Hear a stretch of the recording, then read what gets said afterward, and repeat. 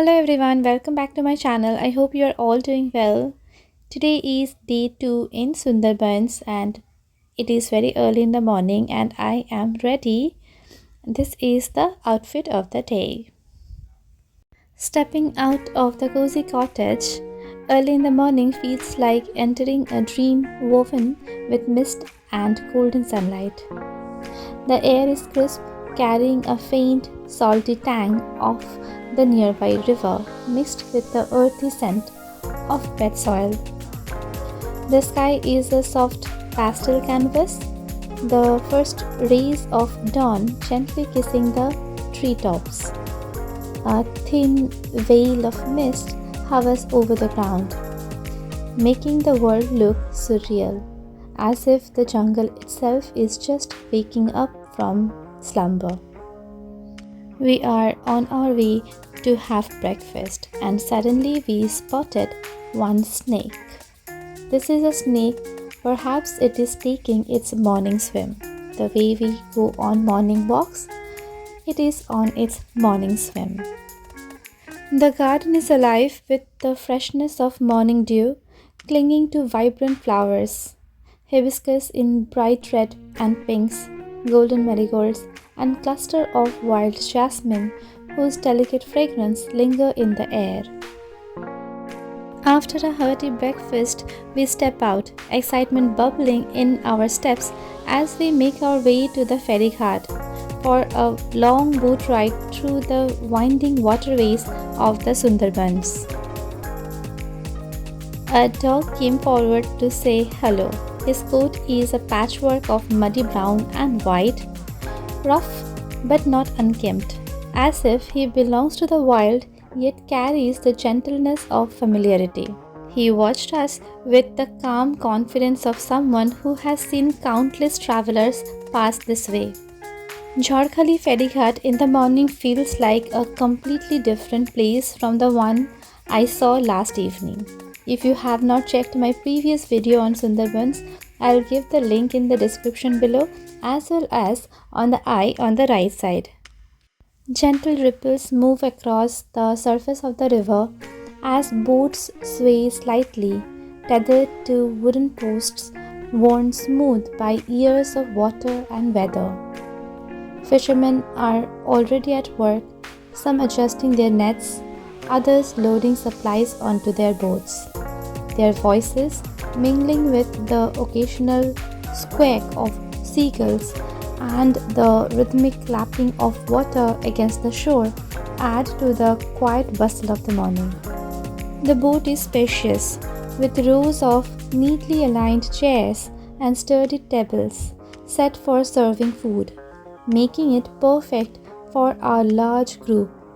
Its open deck allows the river breeze to flow through, adding to the comfort of our long day journey. Let me take you to something cute. Here, Navya is saying hello to everyone.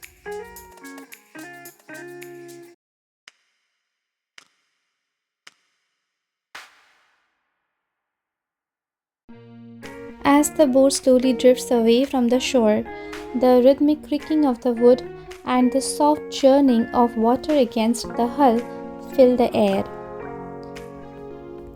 The ropes are united, the engine hums to life, and with a gentle push, we leave the ferry ghat behind.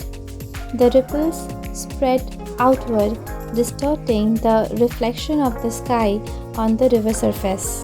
The land shrinks in the distance as we glide forward, the cool breeze carrying the scent of salt and earth. Lining the river banks, the mangrove trees stand tall, their tangled, slit-like roots reaching deep into the muddy water. Unlike the ordinary trees, these have adapted to the brackish water, surviving in the delicate balance between land and sea. Their aerial roots stretch out like fingers, breathing even in the thick, oxygen-poor soil. Some trees have small, waxy leaves glistening under the sun, while others drop their salt-filtering yellow ones into the water below. The sight is almost surreal, an intricate maze of roots and branches where tiny crabs scuttle and kingfishers wait patiently for the perfect catch. Who do you think he reminds you of? I think he reminds me of Ninja Turtle. I used to love the show when I was a kid, and he looks like that. The river stretches endlessly, its murky waters carrying the pulse of the tides, sometimes calm, sometimes restless. It holds the secrets of the Sundarbans, shifting and flowing like a living, breathing entity. Here, Abhishek is having a cute bonding moment with Navya. As we approach Sudhanyakhali, the river widens slightly, and the watchtower comes to view, standing tall amidst the dense greenery. The banks are rich with life, muddy patches dotted with fresh pugmarks of deer or even a tiger that may passed by earlier. The boat slows down, carefully maneuvering towards the small dock, the wooden planks weathered by time and tide. The anticipation grows as we step off, ready to take in the wild beauty of one of Sundarban's most famous watch points. As we walk forward, we come across a temple of Bon Bibi. Bon Bibi, the guardian of Sundarbans, is deeply woven into the lives and beliefs of the people who depend on forest for survival. A narrow, well-trodden path winds through the forest, leading us towards the watchtower. With each step, the rustling of unseen creatures in the undergrowth keeps us alert, while the distant calls of birds echo through the trees. The path is flanked by salt-tolerant shrubs and thick foliage, with a few patches of sunlight breaking through, casting golden patterns on the ground. The air is thick with the scent of damp earth and salt, mingling with the occasional waft of crushed leaves. Mangrove seeds have a fascinating way of ensuring survival in the challenging environment of the Sundarbans. Unlike most trees, mangroves practice vivipary, meaning their seeds begin to germinate while still attached to the parent tree. These sprouted seedlings, called propagales, grow until they are mature enough to survive independently. We spent a good time in Sudhanyakhali and we walked around. We did not see many animals, but these are the birds which can be seen here. And Abhishek is ready with his camera as always. And after that, we are again standing in queue to get on our boats. And look at this beautiful tree with this beautiful orange and red and yellow leaves. I am fascinated by them. After soaking in the wild beauty of Sudhanyakhali, one by one we step onto the deck, the wooden planks warm underfoot, the gentle creak of the boat blending with the rhythmic lapping of water. The engine hums to life and slowly we drift away from the shore, leaving behind the dense green cover of Sudhanyakhali. The river opens up once more, its muddy water stretching towards the horizon. The mangroves on either side stand tall, their tangled roots dipping into the water, a silent testament to nature's resilience.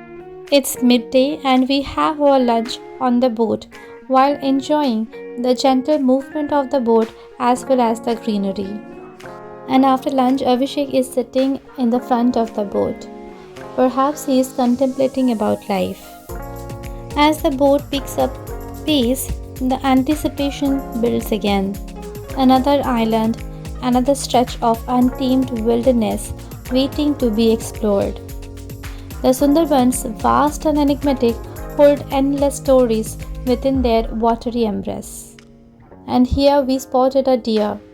I think you cannot see through the camera. There is a spotted deer grazing on its own. As we go on, let me tell you the story of Bonbibi.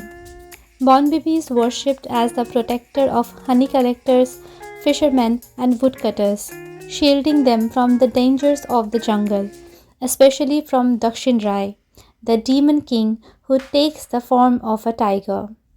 We reach Dobanki Tiger Camp that sits deep within the Sundarbans, wrapped in a hushed wilderness where the presence of tiger feels almost tangible. We walk towards the Canopy Walk, a protected elevated walkway built to give visitors a safe yet thrilling view of the forest. Climbing up the Canopy Walk, we get a sweeping view of the vast expanse of forest and wetlands stretching endlessly into the horizon. It is a feeling like we have stepped into the hidden world of Sundarbans, where the tigers move like shadow. We notice fresh pugmarks imprinted in the soft mud below. The distinct deep paw prints of a tiger tell a silent tale of its recent passage. The protective mesh fencing on either side reminds us that we are in tiger territory. This is not just a simple walkway, but a shielded vantage point built to observe the forest safely. From here, we see the salt-tolerant trees standing tall, and their roots gripping the soft earth like anchors against the tide. Pools of still water shimmer under the dappled sunlight, reflecting the swaying branches above. There is the watchtower we are going to see, and from there we see the vast marshland stretches out like a living painting, a mix of muddy banks, shallow waters, and dense grass patches. The stillness of the scene is deceptive. At a closer look, the land teems with life. We offer our homage to Bonbibi, and now it's time to get back on the boat. Though we have not spotted many animals, still the heart is fulfilled. Just when we thought that we will not see any animal, we spotted a crocodile. At first glance, it looks like just another twisted piece of driftwood. But then its tail twitches ever so slightly. The sun glistens off its scaled prehistoric body, each bony ridge standing out like the plates of an ancient warrior. The sheer stillness of the creature is unnerving. It appears frozen in time, a silent predator waiting for the perfect moment. As the day fades, the river transforms into a canvas of shifting colors. The sky, once a brilliant blue, melts into hues of orange, pink, and deep gold, reflecting in shimmering ripples on the water's surface. The sun hangs low, an amber orb, its light stretching across the river in a dazzling path that seems to lead straight to the heart of Sundarbans. I'm closing the video here. If you like this video, give it a thumbs up, and for more videos like this, keep an eye on my channel. Thank you. Bye-bye.